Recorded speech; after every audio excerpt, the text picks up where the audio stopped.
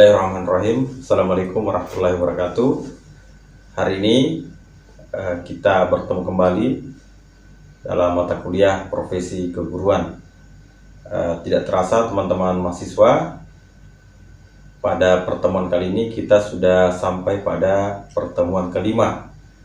Dan untuk pertemuan pada hari ini kita akan membahas tentang pengertian citra guru yang profesional.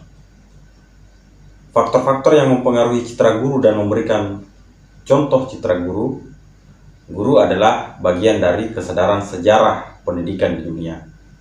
Citra guru berkembang dan berubah sesuai dengan perkembangan dan perubahan konsep dan persepsi manusia terhadap pendidikan dan kehidupan itu sendiri.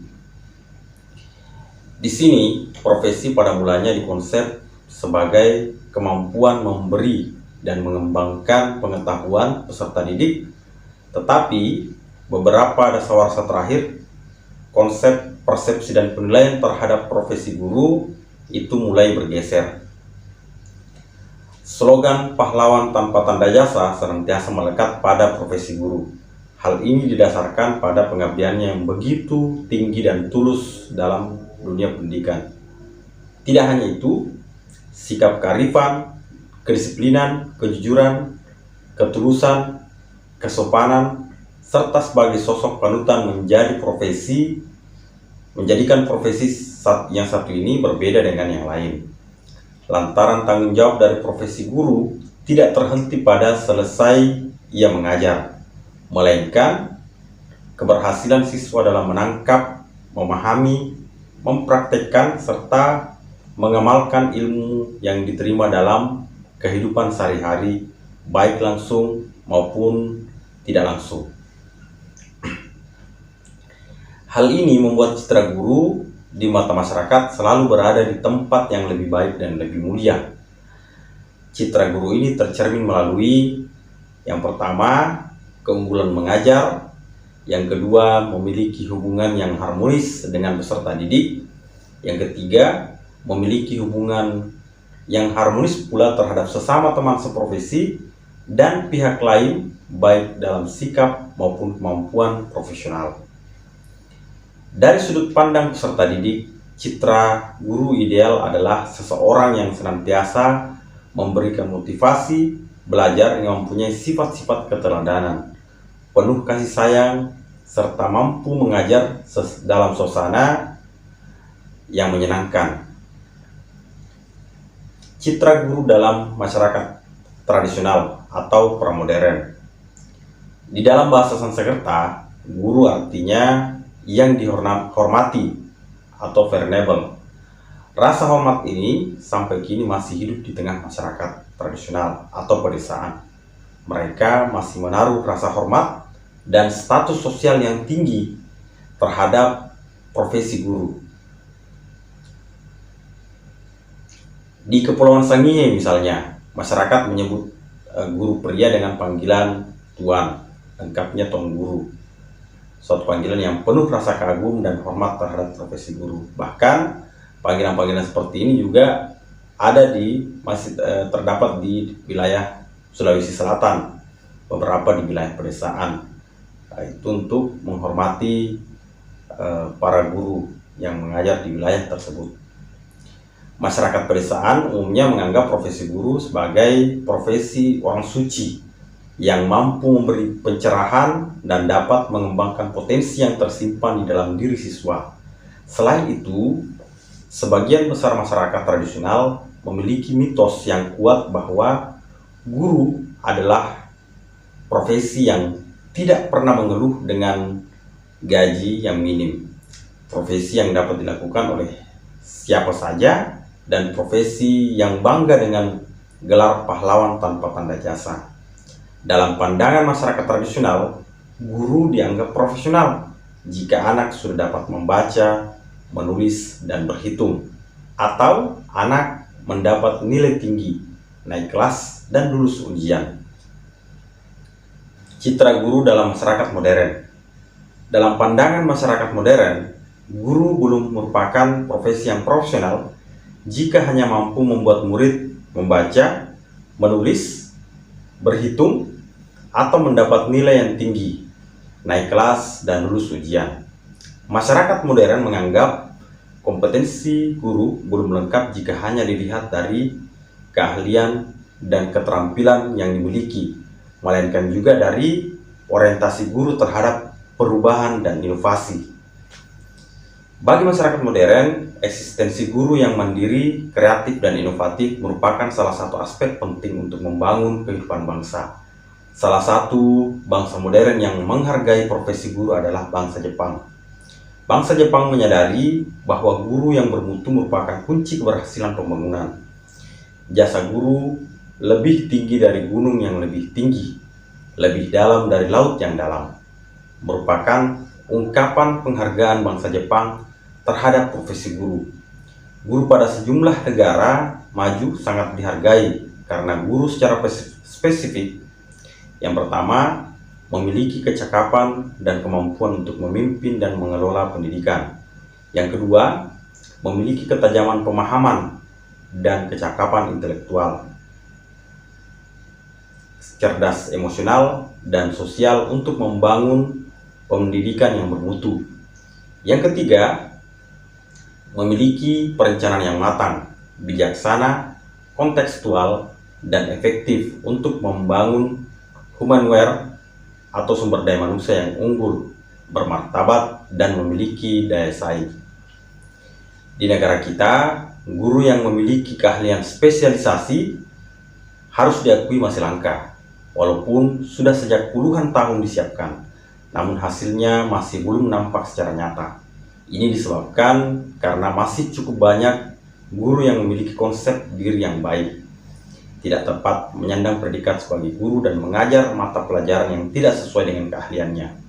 Semuanya terjadi karena kemandirian guru belum nampak secara nyata, yaitu sebagian guru belum mampu melihat konsep dirinya atau self-konsep, ide dirinya atau self-idea, dan realita dirinya atau self-reality. Tipe guru seperti ini mustahil dapat menciptakan suasana kegiatan pembelajaran yang aktif, kreatif, efektif, dan menyenangkan. Guru abad 21 adalah guru dengan profesionalitas yang tinggi. Memasuki abad 21, tugas guru tidak akan semakin ringan. Ciri sumber daya manusia yang berkualitas tersebut adalah: yang pertama, memiliki kemampuan dalam menguasai keahlian dalam suatu bidang yang berkaitan dengan iptek. Yang kedua, mampu bekerja secara profesional dengan orientasi mutu dan keunggulan. Dan yang ketiga, dapat menghasilkan karya-karya unggul yang mampu bersaing secara global sebagai hasil dari keahlian dan profesionalitasnya. Menghadapi era globalisasi, salah satu faktor yang harus diperhatikan dalam bidang pendidikan adalah ketidakpastian. Untuk itu, guru harus memiliki 4 kemampuan, yaitu kemampuan antisipasi, kemampuan mengerti dan mengatasi masalah, kemampuan mengakomodasi, dan kemampuan melakukan reorientasi. Pertumbuhan teknologi akan mengubah bentuk cara hidup manusia yang sama sekali akan berlainan dengan kehidupan manusia dewasa ini. Teknologi dapat memajukan kehidupan manusia, tetapi juga dia akan mampu menghancurkan kebudayaan manusia itu sendiri. Kemajuan teknologi pula yang akan membuka dunia seakan-akan tanpa batas, baik geografis, sosial, maupun budaya. Saling keterpengaruhan antara bangsa yang satu dengan bangsa yang lain akan menjadi ciri utama masyarakat terbuka. Secara optimistik, masyarakat yang terbuka tersebut akan bermuara pada lahirnya masyarakat madani, masyarakat yang berkembang baik, kemampuan intelektualnya, maupun aspek-aspek kehidupan lainnya, serta tanggung jawabnya. Sesungguhnya, dengan tantangan yang dihadapi ke depan, adalah globalisasi dengan dominasi teknologi informasi yang sangat kuat. Maka kemampuan dasar yang mesti dimiliki bangsa ini tidak boleh hanya sebatas penguasaan kemampuan membaca, menulis, dan berhitung. Harus jauh melampaui 3 hal tersebut. Menghadapi tantangan demikian, maka diperlukan guru yang benar-benar profesional. Ada 4 ciri utama agar seorang guru terkelompok ke dalam guru yang profesional. Yang pertama, memiliki kepribadian yang matang dan berkembang. Yang kedua, memiliki keterampilan untuk membangkitkan minat peserta didik.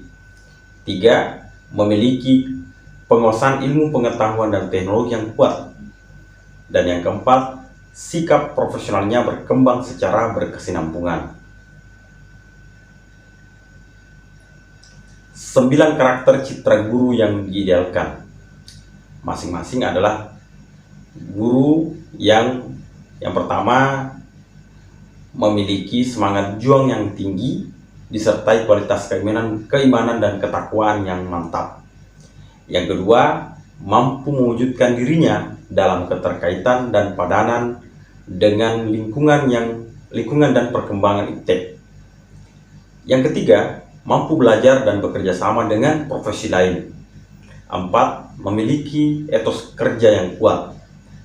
Yang kelima, memiliki kejelasan dan kepastian pengembangan jenjang karir. Keenam, berjiwa profesionalitas tinggi.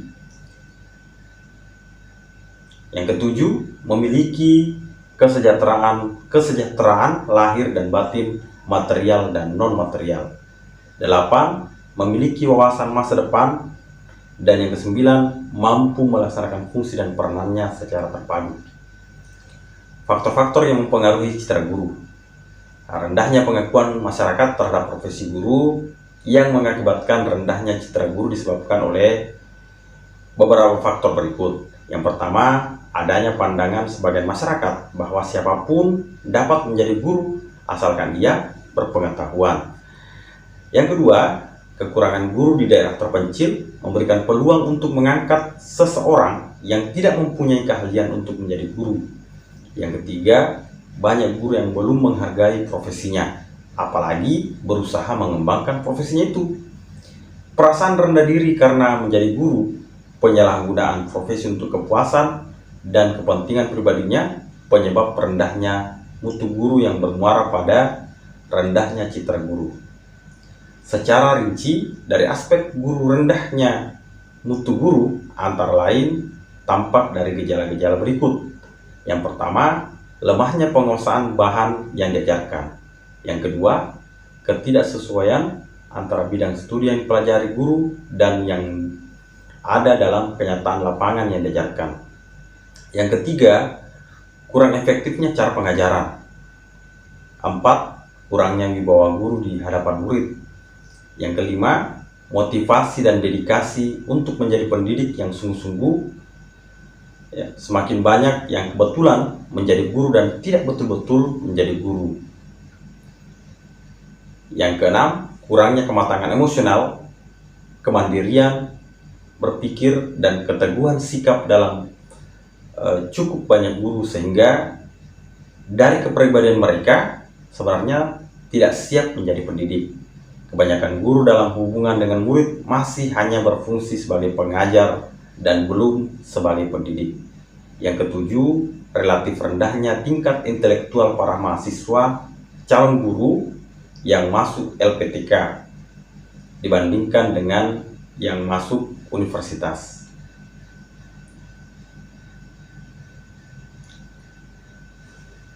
Demikian materi kita pada perkuliahan profesi keguruan pada kesempatan hari ini. Kita akan lanjutkan pada materi yang lain di pertemuan selanjutnya. Sekian, saya akhiri. Assalamualaikum warahmatullahi wabarakatuh.